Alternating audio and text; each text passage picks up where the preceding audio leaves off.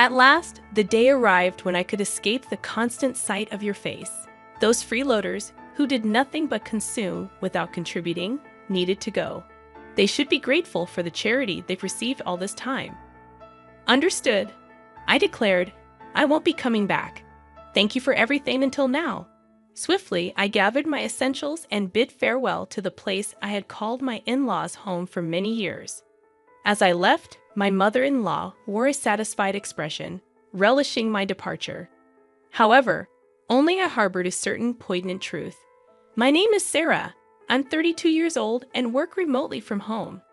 Married to Alan for 5 years, our marital bliss took a turn in our 4th year when Alan's previously robust father fell ill, necessitating our presence and care.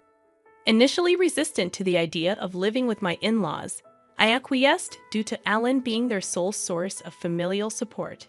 Despite contemplating quitting my job for his care, my company permitted me to continue working remotely, considering my past performance. The complications with my in-laws began immediately, familiarizing me with the notorious mother-in-law and daughter-in-law dynamic.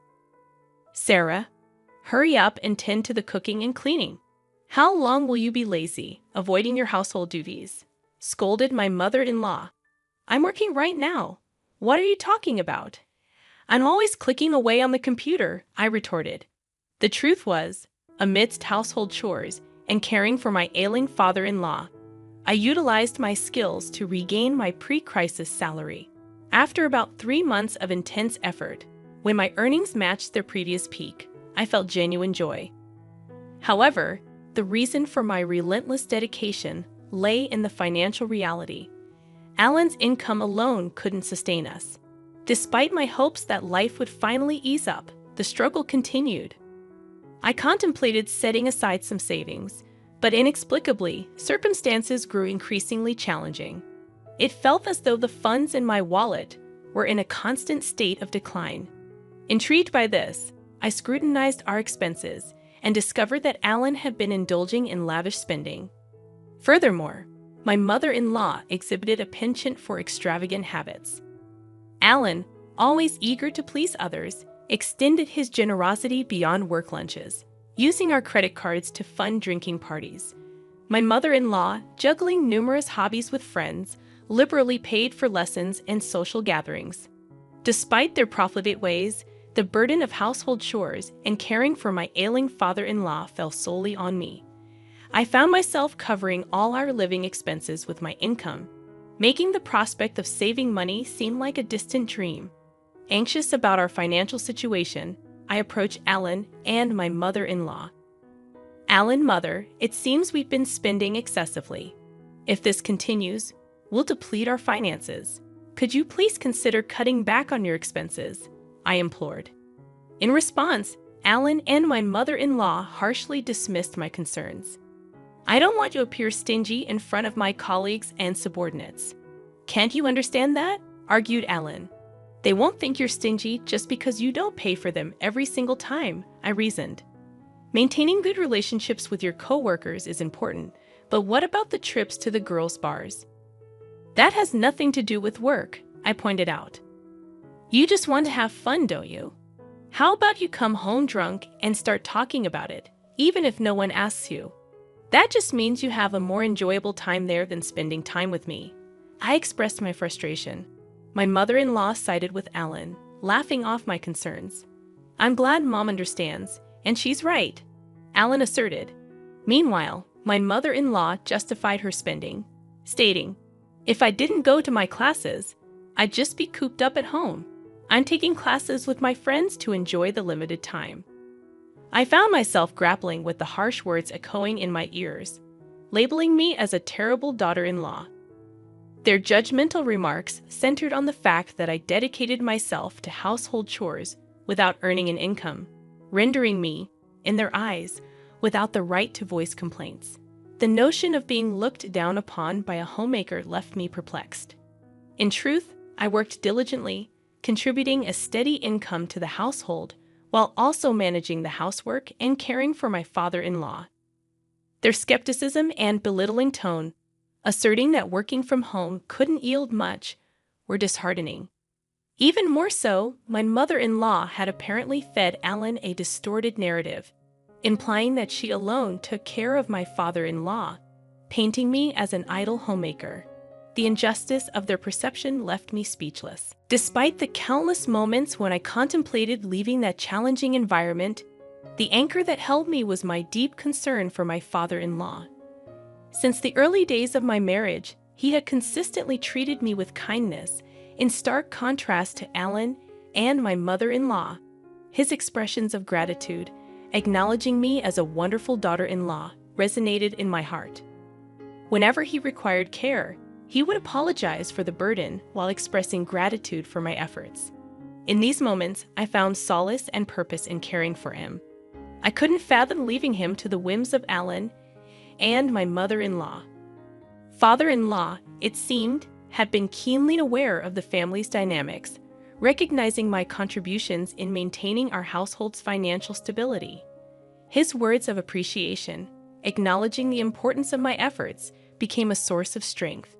The anxiety about the fate of this household without my presence was overshadowed by the greater concern for my beloved father-in-law. Thus, I made the decision to personally provide dedicated care until my father-in-law's passing a year later. The somber occasion of his funeral became an emotional battleground for me. Despite my heartfelt grief, my tears were met with disapproval. "Why are you crying so much, Sarah? Father-in-law has passed away. Isn't mourning like this natural?" I was asked, but my response seemed to provoke irritation from my mother-in-law. She accused me of making it sound as if she had never taken care of him at all. The truth, however, was starkly different. My mother-in-law had hardly been involved in my father-in-law's care. Her preoccupation with hobbies and frequent outings left me as the primary caregiver. Despite my efforts, she portrayed herself as the oppressed and pitiful mother-in-law to outsiders, painting me as the cruel daughter-in-law. In the eyes of relatives, it seemed as though I was being too harsh on my mother-in-law. Even in the midst of mourning, I found myself criticized by those who understood little of the dynamics. Frustrated, I chose to distance myself from the relatives. However, this move did not go unnoticed by Ellen, who approached me with complaints. "You embarrassed Mom in front of everyone," he accused. "That doesn't make any sense. I was only crying about father-in-law's death. Despite that, your mom told me it was strange for me to cry. I never said she hadn't taken care of Dad at all. I just talked about mourning the loss of my father-in-law, whom I had always cared for," I defended myself. In the escalating argument, Ellen accused me of insulting his mother and suggested that if it bothered me so much, I should have cared for his father myself.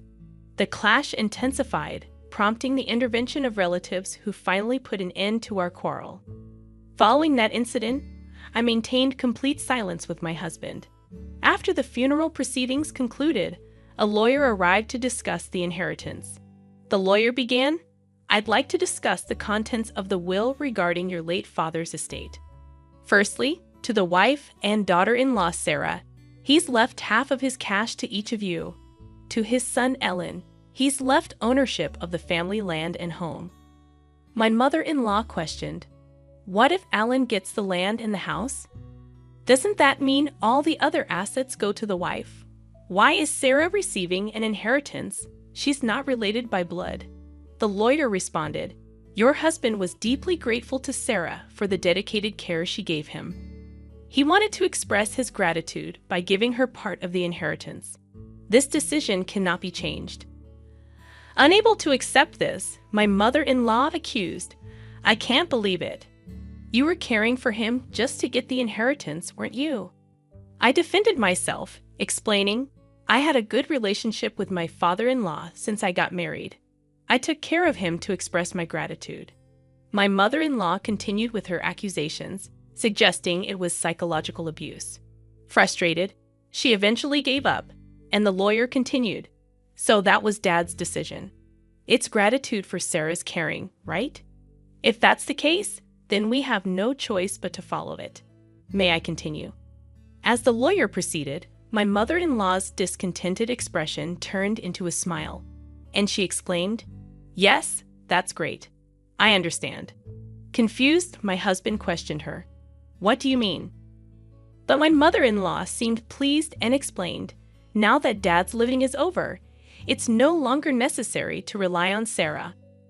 Her inheritance is nothing more than severance pay. We don't need her in this house anymore. My mother-in-law had misunderstood my father-in-law's will, just as he had intended. In truth, he had discussed this plan with me before his passing. He wanted me to be free from the constraints of this house after his demise. Using the will, he cleverly deceived my husband and mother-in-law, making it seem natural for me to leave, just as he had planned. My mother-in-law, misinterpreting my father-in-law's intentions, saw the will as an opportunity to eject me from the family. Concealing my actual desire to leave, I responded to her shock by saying, "Father-in-law, why would you treat me like this? Even to Dad, I was just someone taking care of him. Ellen, you can't understand Sarah anymore, right? Why don't you just divorce her?" Looking at Ellen with tearful eyes, I pleaded, and after contemplating for a moment, he agreed. You know what? Let's get a divorce. I've inherited the family home and land, and Mom got some money too. There's no longer any need to worry about living, so there's no problem if Sarah goes. What do you mean by that? Just what I said. I feel bad for asking, but could you leave our house and agree to the divorce? Understanding that there was no place for me there anymore, I agreed. Understood. I guess there's no place for me here anymore. With a hint of restraint, I retrieved a document from the drawer and handed it to my husband. It was a notice of filing for divorce, prepared after our previous argument. My husband promptly signed it, expressing, "Finally, I don't have to deal with you anymore. A non-working freeloader should just get out. You should be grateful for us having put up with you, a total freeloader. Is that so? Okay, I understand. I'll leave. Thank you for things up to now." As I left, my mother-in-law appeared elated, unaware of what would transpire in the future of their house. Once out of their home, I wasted no time and immediately submitted the divorce notice to the city hall. Arriving at the apartment I had rented in advance, the spacious room echoed with my joy as I exclaimed, "Finally, I can be by myself. This is great." I felt overwhelmed with joy to be liberated from a challenging marriage. My heartfelt gratitude extended to my father-in-law for devising the plan that enabled my escape from my in-laws' home.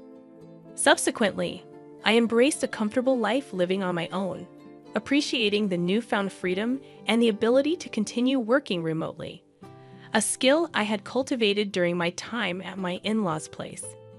Having honed my time management skills, work flowed smoothly and my income increased, allowing me to lead a comfortable life free from interference.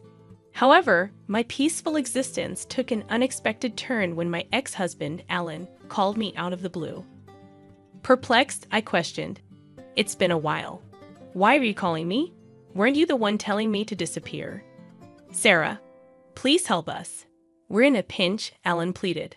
I chuckled, finding the situation ironic. What kind of joke is this? My salary hasn't changed, but for some reason, you're running out of money. We can't live like this. With a laugh, I decided to deliver the final blow.